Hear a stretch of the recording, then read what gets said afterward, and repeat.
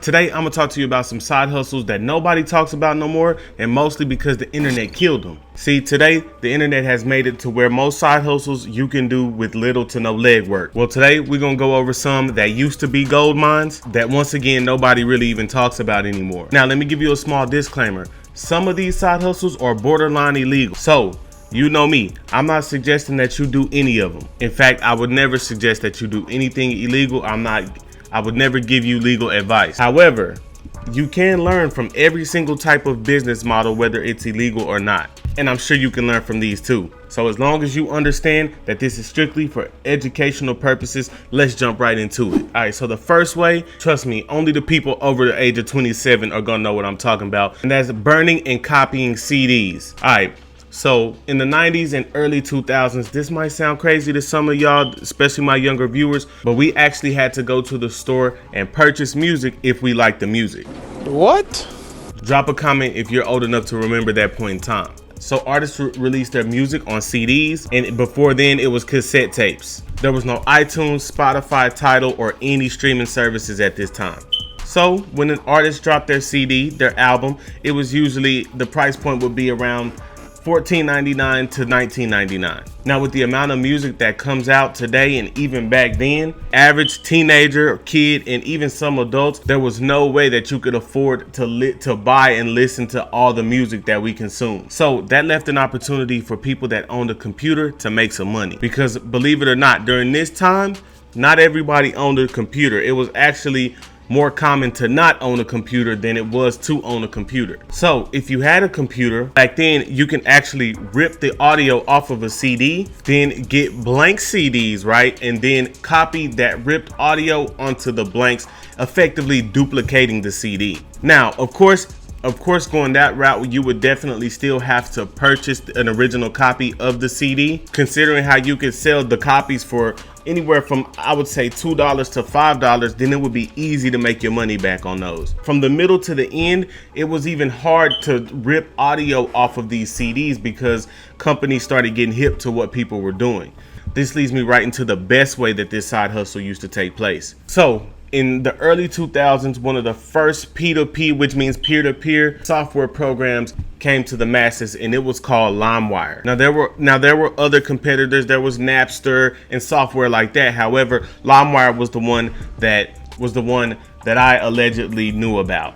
Now let's not get it twisted. What was happening on LimeWire was extremely illegal. But once again, this was still the early stages of the internet, and just being honest, I don't think that the law had caught on and had caught up to where the internet was at that point in time. All right, so if LimeWire was here today, let's say right now the #1 song is Save Your Tears by Weeknd and Ariana Grande, right? I could go in the LimeWire search that song, hit download, and now I have a copy of that song in my music folder. So what this did now was eliminated the need for me to buy the original CD like the previous way that this was done, because now I can just go download 1 through 15 of any album and have the entire album. So what people would do was buy blank CDs, buy the blank CD holders, print off cover art and everything.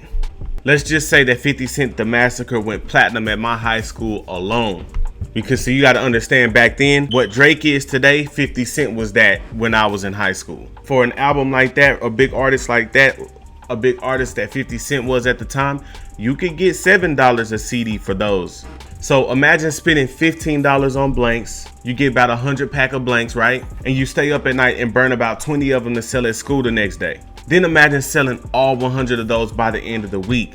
You definitely getting some good profit. The internet definitely killed this side hustle because the most common way to consume music became digitally, right? Started with MP3 players. People started to transition away from CDs to MP3 players, and we still had a little hustle going on, allegedly, because people would then say, hey, load up my iPod with 50 songs, I'll pay you $10.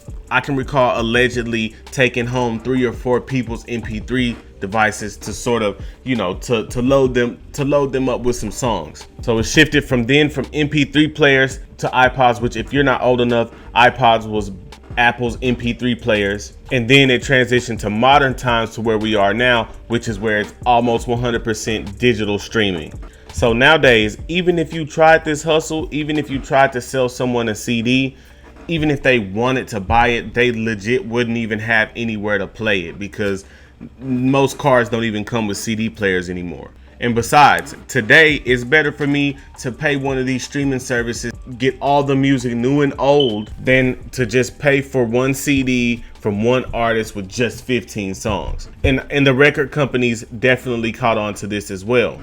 So they sort of helped the internet kill this hustle. And this again was very highly illegal, because as it was stealing copywritten content and then redistributing it, which is definitely illegal. That's definitely one of the sweetest side hustles that is not around anymore, that no one talks about, and that the internet killed. Next, this one is similar to the CD side hustle actually, and this is the bootleg DVD hustle. Drop a comment if you old enough to remember this one. See, at one time before Netflix or any movie streaming platforms, you either had to go to the theater to see the new movie, or you gotta wait till it drop on DVD or Blu-ray. Now, I probably just said another word that my younger audience doesn't recognize: DVD. And they look just like CDs, however, they played video, CDs played audio. And the back of DVDs look cooler. Now, you could burn copies of DVDs. The problem is that it was complicated, and most of the time, if you're burning a DVD, that means it's already out. And so it was most of the time just better to buy the DVD legit than to buy a copy of a DVD from somebody, because after a certain amount of time, aftermarket DVDs didn't even work in certain DVD players. Here was the way around that, and here was the way that hustle was sweet when it was. What people used to do is when a movie premiered, right? And I'm talking about maybe a week before it actually released, it would premiere, and people would actually go into the premiere, sneak a camera in, record the entire screen and audio, upload that file to the internet for people to download. And so what people would do was take these recordings, download them, burn them to DVDs, and sell bootleg movies.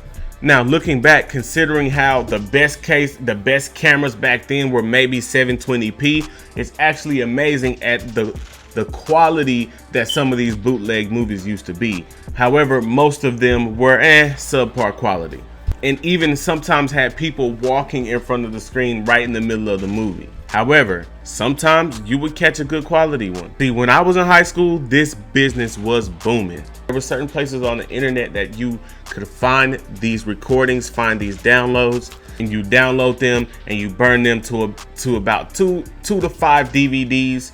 And if you wanted to get more, just like with the CDs, you'd buy the DVD, the little blank DVD cases, and then you'll print off the cover art, put it in there, and just make it look legit to get a little more.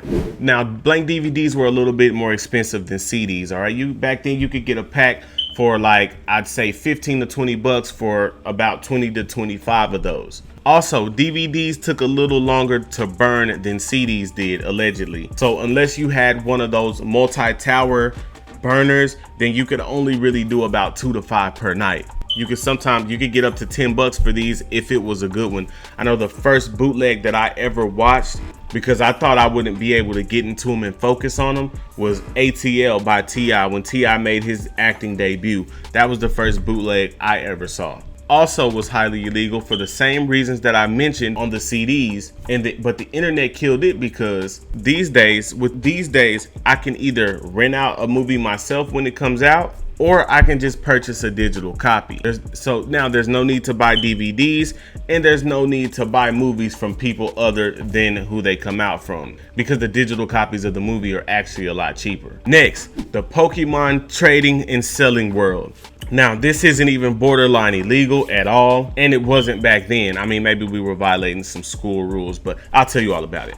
See, today Pokemon cards and the value of Pokemon cards are just widely available information, right? We pretty much know which cards are the rare cards, which ones have what value in each condition. We pretty much have a standard guide for that now, but back then we did not. See, before the internet took over, we bought, sold, and traded Pokemon cards based not on what the market value was set, but based on interest and preference. So while some of our favorite cards might have been valued at hundreds of dollars, we didn't know that, and honestly, we didn't have access to that. So So if a kid who had it, who was not into that card as much as I was, I could trade him something that he was into, and regardless of the value of the card, he would trade me that card because I liked it, he didn't, and vice versa. So the market value was based on who liked what. And it was so cool because we used to have binders full of our favorite cards with the little card holders pockets, and we're always ready to go to the bathroom to buy and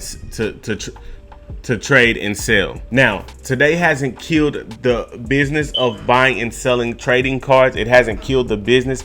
However, it has killed the purity of it and the spirit of it, because now it's all just a money grab. Next, sneaker reselling. Sneaker reselling is still one of the best ways to make money. And honestly, if I was to meet you on the street and you ask me, hey, what's a side hustle to get into? I would say, if you're passionate about sneakers, resell sneakers. However, like Pokemon cards and most trading cards, the integrity and pureness of this side hustle was killed by the internet, unfortunately. And this one has probably taken a harder hit. See, nowadays, thanks to the information age, there's several people who want to be resellers, and hey, I don't blame them. I'm not one of those people who don't want more and more resellers pop up. I mean, I teach it on this channel if you look around, and I think it's enough money out here for all of us. But back then, before the internet, there was more sneakerheads than sneaker resellers, and for that reason alone, the game was better. See, back then, there were no sneaker bots. And sneaker bots have completely taken over online sales. I mean, now it's to the point where a sneakerhead is really not likely to cop any sneakers on release day. And so on the surface, you could say that means the business is better because now resellers are able to corner the market a little bit more. And that's true. I mean, just from a sheer business perspective, it is a little better now with the internet. However, it's not just sheer business we're looking at the entire package. With sneakers come passion, and that isn't something that is just business. And if you have a passion for sneakers and you care about the integrity of the sneaker game, then you care about sneakerheads. You care about sneakers ultimately landing in sneakerheads' hands. Now, some of the shoes are hiked up 5 times more than retail value. So, and back then you couldn't corner the market and make as much money. However, you could still make some profit, and more importantly, going to store, standing in lines and meeting people, you were able to actually make more connections, get more plugged in, have more reliable connections, effectively becoming more of a sneaker plug.